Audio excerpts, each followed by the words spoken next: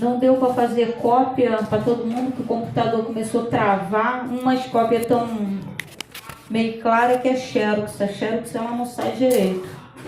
Amém? Vamos ler em Lucas 16, 19. Amém? A parábola do rico e Lázaro. Antes eu quero dizer que o Ministério de Louvor está de parabéns. Eu estava sentindo a presença de Deus enquanto vocês estavam louvando. Desde o primeiro louvor, vocês começaram a louvar, eu comecei a sentir a presença de Deus.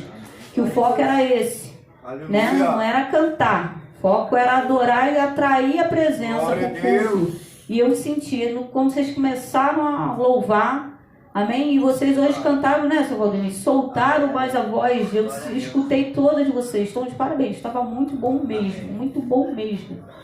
Amém? A parábola do rico e Lázaro.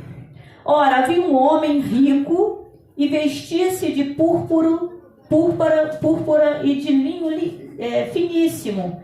E vivia todos os dias regalada esplendidamente. Irmãos, estou sem óculos. Havia também um certo mendigo chamado Lázaro, que jazia sofria, cheio de chagas à porta daquele, e desejava alimentar-se com as migalhas que caíam da mesa do rico, e os próprios cães vinham lamber-lhes as chagas. E aconteceu que o mendigo morreu, e foi levado pelos anjos para o seio de Abraão. E morreu também o rico, e foi sepultado. E no inferno ergueu os olhos, estando em tormentos, e viu ao longe Abraão e Lázaro no seu seio. E clamando disse: Abraão, meu pai, tem misericórdia de mim, e manda Lázaro que molhe na água a ponta do seu dedo, e me refresque a língua, porque eu estou atormentado nessa chama. Disse, porém, Abraão: Filho, lembra-te de que recebeste os teus bens em tua vida, e Lázaro somente males, e agora este é consolado, e tu atormentado.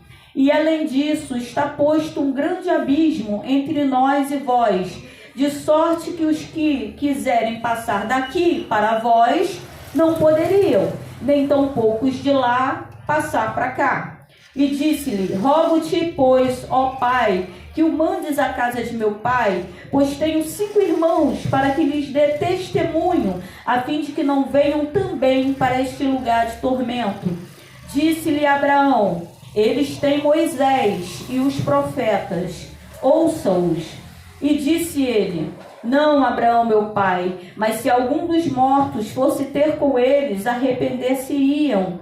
Porém, Abraão lhe disse: Se não ouvem a Moisés e aos profetas, tampouco acreditarão, ainda que algum dos mortos ressuscite. Amém? Amém. A aula quinta-feira foi de batismo, né? Coisa linda falar sobre batismo, falar sobre salvação, né? Então, eu até diria que nós começamos uma aula que se fala escatologia. Aqui embaixo tá o que é escatologia: estudo das coisas do fim do mundo, doutrina que trata do destino final do homem e do mundo através das profecias e revelações do nosso Senhor Jesus Cristo. Mas a aula dominical de hoje não é escatologia, né? É apenas eu botei algumas coisas aqui para que a gente venha ter um pouco de entendimento, porque às vezes ouvimos essas palavras e ficamos perdidos. Então nós sabemos que escatologia, deixa eu falar, ficou um monte de folha aqui de batismo, uma até molhou agora quando a gente estava lavando o quintal. Quem ficar sem folha, é só me dar depois, Gisela, que eu estou vendo, estou anotando aí, tá tudo na folha. Que aí é que o computador tá lento, eu preciso mandar formatar ele. Aí você fala: faltou a folha tal, eu imprimo, tá bom? Não precisa ficar não, isso tá na folha. Eu falo que às vezes está no meio de uma pregação, tá entendendo, Maria? No meio de uma pregação, como o lance de Jó, né? Aí tu fica, às vezes grava, às vezes não, aí anota, aquilo vai entrando dentro da nossa mente. Amém? A escatologia, ela é o estudo das coisas que ainda vão vir, do fim do mundo. Então, eu diria que a aula de batismo já é uma escatologia, né? Porque quando eu aceito Jesus, eu já estou indo para dentro desse coisa aí. Mas a aula de hoje não é sobre batismo, tem a ver com salvação. A aula dominical de hoje é sobre o inferno. Fabiano que escuta. Então a gente vai falar sobre o inferno, seu Roberto. Mas eu botei assim, para onde vão os mortos? Né? Que é uma pergunta que vivem me fazendo. Para onde vão os mortos? Então a aula dominical hoje, ela é bem extensa. Ela é bem grandinha. A gente vai entrar em diversos assuntos para a gente poder compreender isso. Então não vai ser só hoje, tá? Vai ter outras aulas para complementar. Glória a Deus. Então a gente já tem aí que escatologia é o estudo das coisas que hão de vir, o fim do mundo, né? E o que é teologia? Alguém sabe o que é teologia?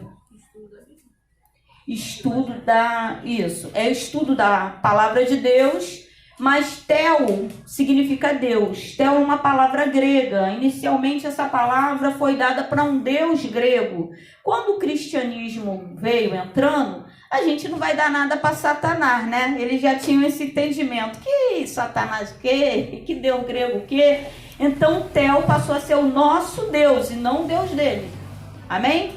Então, teologia significa estudo. Toda vez que vocês verem a palavra logia depois de uma palavra, vocês entendem que é o estudo, tá entendendo? De alguma coisa. Então, tel é Deus, logia, então é o quê? Estudo sobre Deus e a palavra de Deus, coisa de Deus. Então, qualquer pessoa, né, que se prontifica a ler uma Bíblia, né? Vou ler a Bíblia toda, passa a ser um teólogo. Por quê? É o estudo de Deus, das coisas de Deus. Deu para entender? Toda vez que eu quero aprender de Deus, eu passo a ser um teólogo. Porque eu estou estudando as coisas de Deus. Então, eu sou um teólogo. Eu sou uma pessoa que estuda Deus e as coisas de Deus. Amém? E o que é heresia? Heresia é uma doutrina ou sistema teológico, ou seja, um estudo de Deus rejeitado como falso pela igreja. Então tem muita coisa que é heresia. Então é bom a gente conferir na Bíblia, é bom a gente procurar ver a fundo, para ver se realmente aquilo é de Deus. Amém?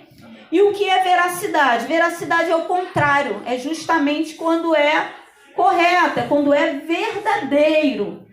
Então a gente vai ouvir muito essas palavras. Por isso que eu anotei aqui, ouviu, teve dúvida, vai lá na folha. Por isso que eu falo, leva a folha para casa, deu uma dúvida, eu acho que vi isso na folha, né? Dá uma olhada, porque não fica. Nosso cérebro, ele não armazena todas as informações de uma hora para outra. É preciso, às vezes a gente tem que ler o mesmo texto diversas vezes, ainda mais quando é Bíblia, né? Que é uma água que movimenta. Toda vez que tu lê, tu aprende uma coisa diferente, né? Parece que tu nunca leu. Pode ler a Bíblia um monte de vezes, toda vez que tu lê, parece que é a primeira vez, né? Que muda. Então, você vai lendo aí que vai absorvendo as informações através da leitura, amém? Aí nós botamos aqui, ficou pequeno, eu estava aumentando. O que é falácias? Falácia é enganar. Um raciocínio errado com aparência de verdadeiro. Um argumento incoerente sem fundamento. Por que eu botei falácias aqui? Eu vivo falando para vocês fugirem dessas Bíblias novas, com traduções, né, muito moderninhas.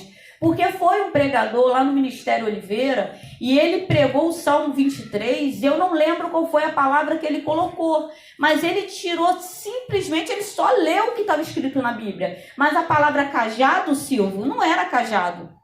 Era outra coisa completamente diferente. Ou seja, a pessoa que foi fazer uma tradução mais fácil achou de tirar cajado e botar uma coisa que não tem nada a ver.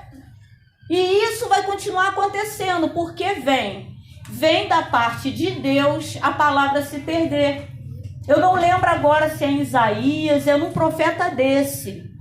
Fala que as pessoas vão vir de longe procurando alguém que fale alguma coisa de Deus e não vão encontrar. Então vem de Deus que as igrejas se fechem, vem de Deus um tempo em que não se vai mais ouvir, vai ser difícil. As pessoas falam, pô, fala alguma coisa de Deus e não achar ninguém que realmente fala. Então vem de Deus. Então fuja, amém? Fiquem mais, a Bíblia... como é que as coisas fogem, mas talvez eu esteja enganada agora, porque faz tempo que eu estudei isso. Mas se eu não me engano, depois eu vou ver lá e vou me corrigir se estiver errado. A Bíblia, ela foi escrita no latim até Mateus. E de Lucas para lá, depois de Mateus é o que? Marcos, né? Depois de Marcos para cá, já foi escrita diretamente no grego. Você está entendendo o mistério? Aí depois, aqui para nós, para o Brasil, foi traduzido. O que foi escrito no latim foi traduzido para o grego. Depois o grego foi traduzido para o português. Então nós temos assim, tá entendendo? Aí muita coisa está se perdendo. Muita coisa com essas traduções. Mas a Bíblia correta mesmo seria o original do grego. Por isso que eu botei falácias. Porque nós vamos estudar aqui, nós vamos descobrir que a palavra inferno na Bíblia... eu fui dar uma pesquisada no Google, quantas vezes a palavra inferno aparece na Bíblia, e teve diversas... Um falou que era 65, outro 37, outro 40... Então, vamos dar uma média disso, porque realmente eu não sei, Márcia, não sei quantas vezes a palavra inferno aparece na Bíblia. E, pelo que eu entendi, eles também não sabem, estão lá chutando. Mas aí, pela média, eu creio que 40 vezes, mas média mais ou menos, né? Então, mais ou menos umas 40 vezes a palavra inferno foi escrita na Bíblia. Sendo que ela aparece, né, como Sheol, vem como Hades. Quem já ouviu falar no Hades? Quem já viu o filme do Hércules? Que, né? Então, eles não vão lançado lá no Hades? Pois é esse Hades mesmo. É esse mesmo, do desenho lá. Esse desenho é bem demoníaco, né? Bem capetinha por isso, esse desenho. Mas tem lá, é esse Hades mesmo, Sheol, né? Então, nós vamos ouvir inferno. Como a gente leu aqui em Lázaro, na nossa Bíblia está inferno. Mas esse inferno, amém, que está escrito aqui na história de Lázaro, não é o verdadeiro inferno. Porque quando veio sendo traduzido do grego para cá, mudaram a palavra. Então a gente vai descobrir o que significa Sheol, Hades e inferno. Para poder entender. Por que isso? Porque... na verdade, os mortos, o inferno ele ainda não foi inaugurado. O inferno ele foi feito para Satanás e os seus demônios. O inferno está vazio. Então não tem ninguém no inferno. Mas Deus ele não pode mentir. Já preguei isso aqui diversas vezes. Uma parábola de Deus não é uma mentirinha enfeitada. É uma história real. Deus não pode mentir. Ele é contra a mentira. Ele falou que a mentira é de Satanás. Então a parábola é uma história real que ele conta. Então realmente existiu um rico e um Lázaro. E ele deixa com que essa história chegue até nós, porque olha, tu consegue ver a misericórdia de Deus? Tendo essa conversa lá em cima, né? Lázaro implorando a Deus e Abraão falando, não dá. Mas Deus atendendo a oração de alguém que já morreu e que não merecia isso. Por que esse rico não merecia? Porque a palavra fala que Lázaro ficava direto no portão desse rico.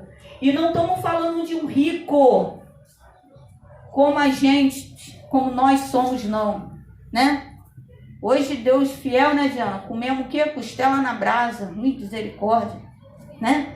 Pensei que estava dura, seu Roberto. Catei 10 reais de lá, 10 reais de cá, 120. Como é bom catar moeda, né? Achava 20, eu sigo sentindo a presença.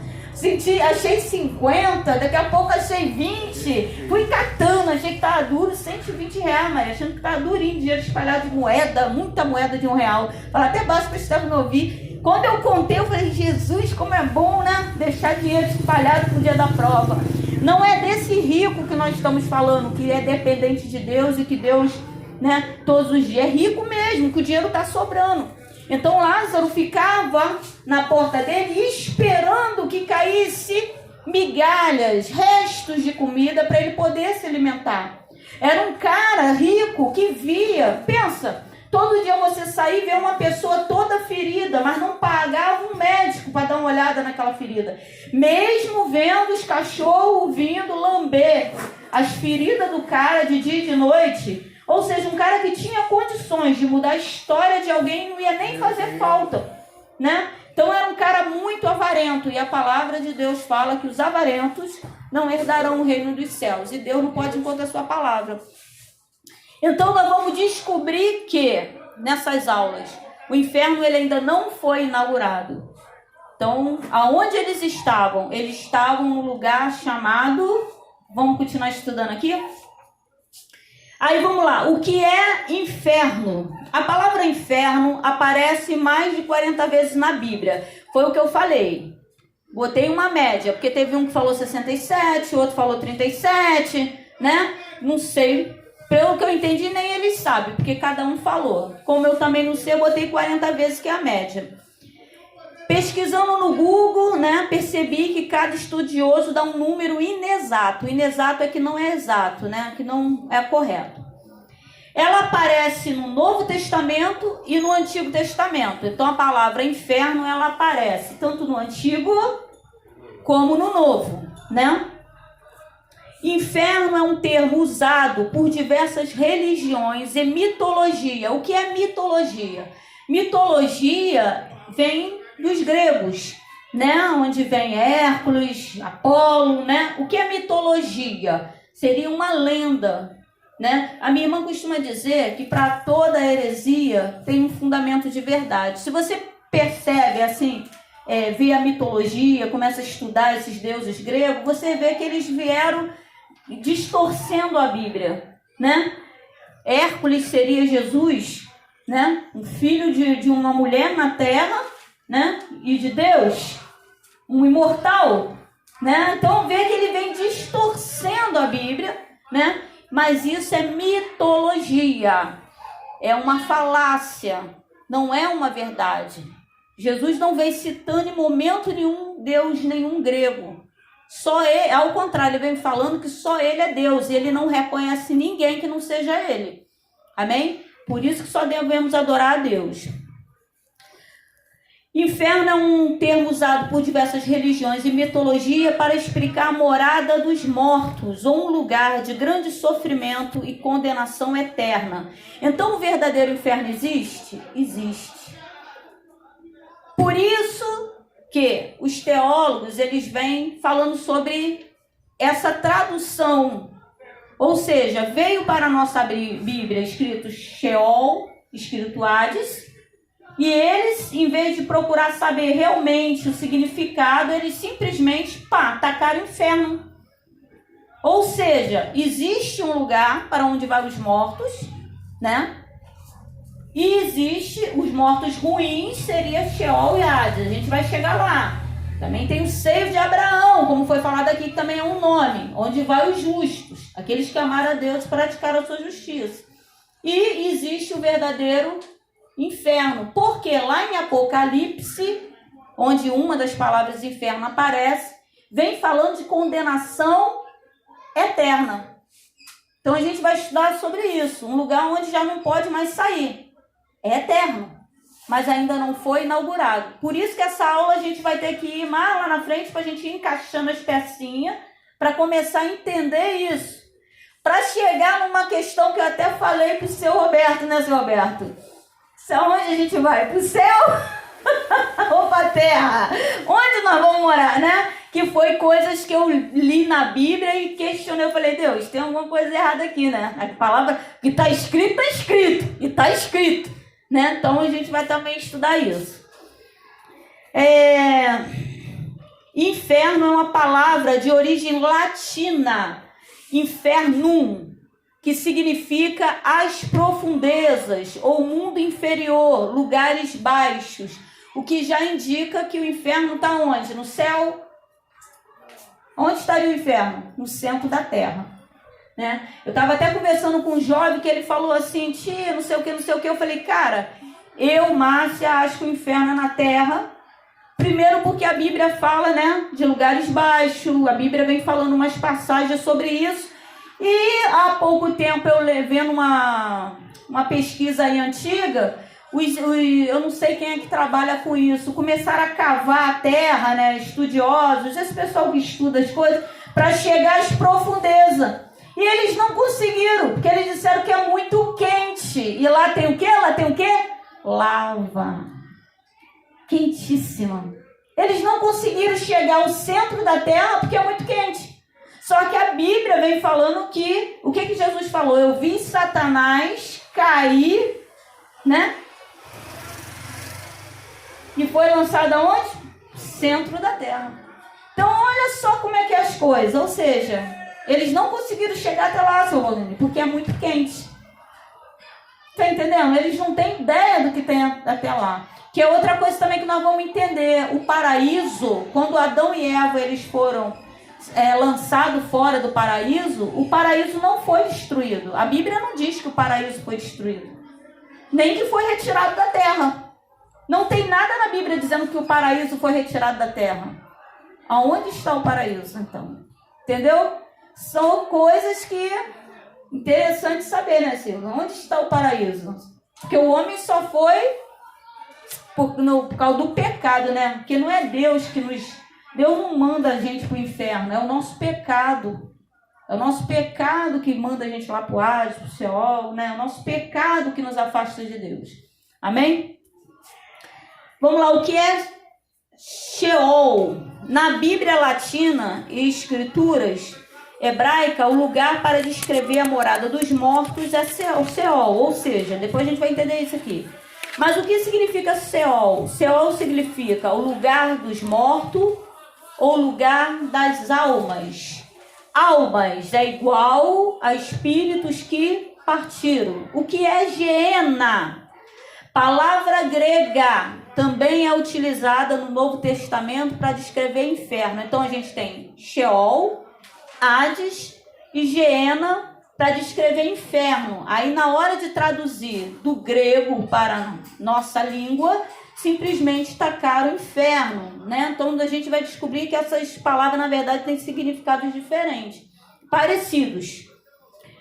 O que é Hades? Lugar de sequidão e tormento, para onde são levados os mortos que em vida não amaram a Deus e ao próximo. É uma prisão inexpugável, tem chamas de fogo, mas não é o inferno. Está em Lucas 16, 24. Está escrito assim: e chamando disse: Abraão, meu pai, tem misericórdia de mim e manda Lázaro que molhe na água a ponta do seu dedo e me refresque a língua, porque estou atormentado nesta chama. Amém? Dali os mortos podem ver os justos no paraíso, mas não podem passar para lá por causa do abismo. Está em Lucas 16, 26. E além disso, está posto um grande abismo entre nós e vós, de sorte que os que quiserem passar daqui para vós não poderiam, nem tão poucos de lá passar para cá.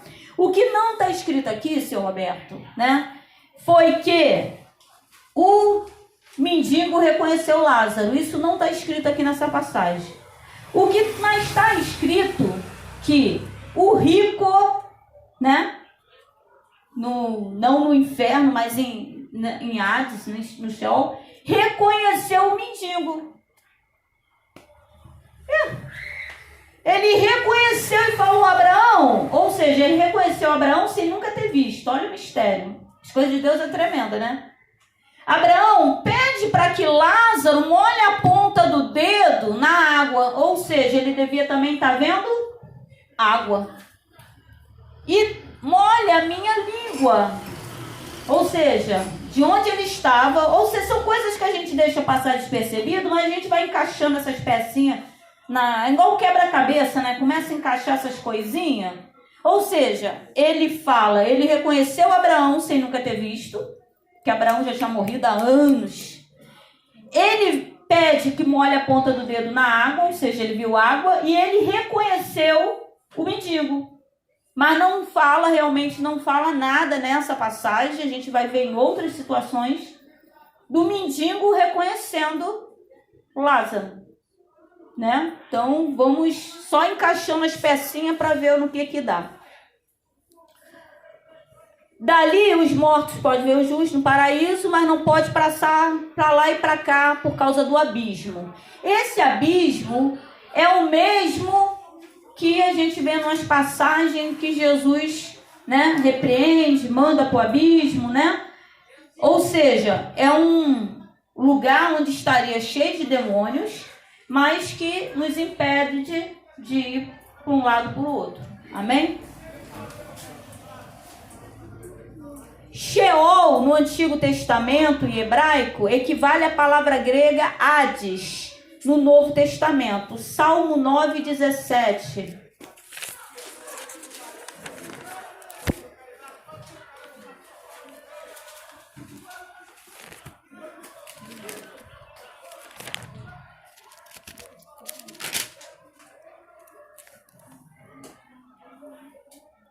Tá assim: os ímpios serão lançados no inferno, e todas as nações que se esqueceram de Deus. Olha só, os ímpios, o que é ímpio? Aquele que não pratica a justiça, serão lançados no inferno, e todas as nações que se esqueceram de Deus. Amém? Ou seja, e Sheol é o mesmo que Hades. Amém? No Velho Testamento você vai ouvir a palavra Sheol, no Novo Testamento você vai ouvir Hades. Porque o Novo Testamento já foi escrito diretamente no grego. Amém? Amém. Tirando Mateus. Mateus não. Aí vem o que é céu, seio de Abraão e paraíso. Seria o lugar onde os justos, ao morrerem, suas almas iriam. Hoje eu fiz tipo um resuminho, para também não parecer que todo mundo vai para o inferno. Pelo amor de Deus, um domingo desse, gostoso, bonito, bom para ir para o shopping. Vocês vieram adorar a Deus e a gente vai para o inferno? Ah, vamos dar uma glória a Deus aí, a gente vai para o céu, né? Adoraram, o Ministério de Louvor adorou aqui, a maior presença de Deus, a gente vai para o inferno. Aí o que eu fiz? Eu dei uma cortada e fui lá no final da aula. Mas a gente vai voltar... Tá entendendo? Para compreender melhor o inferno, a gente vai voltar. Então, para não ficar assim, parecendo que, oh meu Deus, eu vim aqui para o céu, vamos para o céu. Agora, uma coisa interessante, no ano de 1513, que dá século XVI, né? O Papa Leão X, precisando de recursos para reformar a igreja de São Pedro, mandou fazer cofres com as seguintes inscrições: ao som de cada moeda que cair no cofre, uma alma desprega do purgatório. Esse purgatório da Igreja Católica seria Hades e Sheol. Ou seja, eles entendem que existe um lugar intermediário. Tá entendendo? Antes de Jesus voltar e julgar, tem um lugar intermediário. Então a Igreja Católica entende como purgatório. E voa para o paraíso. Essa história você pode pesquisar na história da literatura inglesa e no documentário do Vaticano. Você pesquisando lá, você vai achar, para depois não dizer que é os pentecostais, né, os protestantes, né? A igreja evangélica está de implicância com os católicos, né? Isso aqui é história. Um livro aí de história de escola, vocês vão achar essas coisas aqui. Então, já dei logo onde vocês podem achar, né? Documentário sobre o Vaticano, e na literatura inglesa vocês vão ver que isso está escrito lá. o Papa Leão X, ele precisava reformar a igreja de São Pedro. E para você, o que ele pensou? Pensou besteira. Pensou. Minha mãe tinha uma frase horrível que eu não vou repetir agora porque eu sou crente, né? Que ela falava que estava até sentindo o cheiro. Só deu ruim, vamos deixar assim, né? Que ele pensou, aí mandou fazer esses dizeres.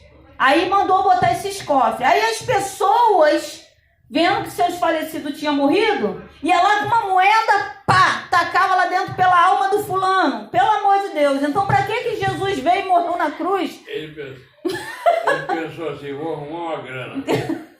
A ideia era reformar, gente, mas isso aqui é uma heresia.